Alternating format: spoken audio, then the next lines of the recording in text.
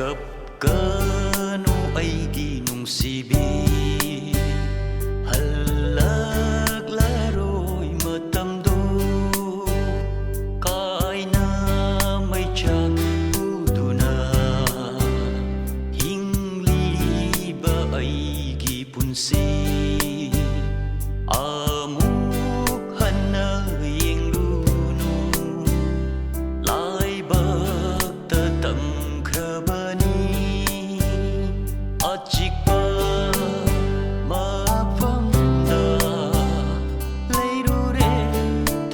si thêm na ba achik ba ma pham da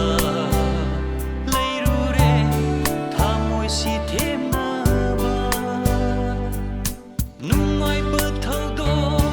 kaya ning sing luraga hena ware thamoi se thêm dần ba ngắm đê isana isabu thêm dần ba ngắm đê isana isabu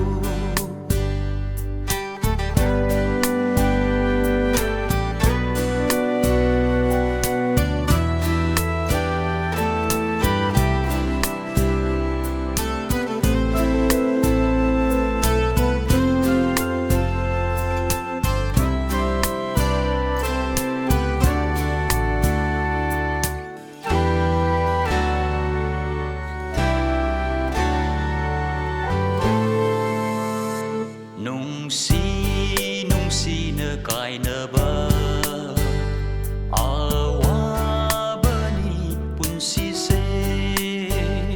leirang kaya urasu bin ba ngam de thamoi da ahan ba ai gi nungsi bi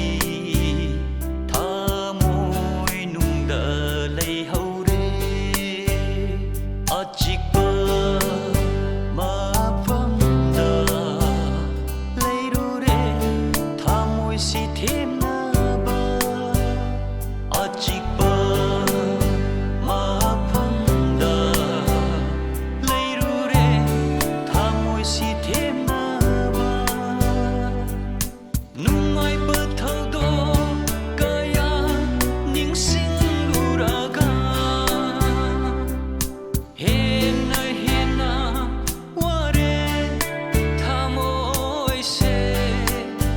dần ba ngắm đê isana isabu thêm dần ba ngắm đê isana isabu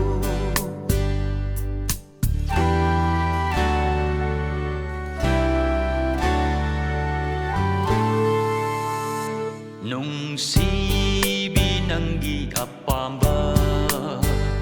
lambi duda chat kharo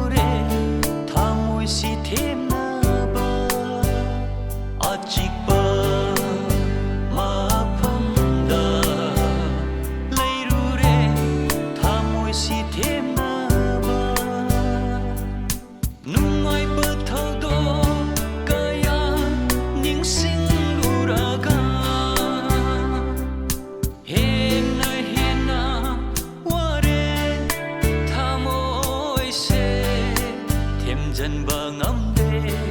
isana isabu thêm dần ba ngắm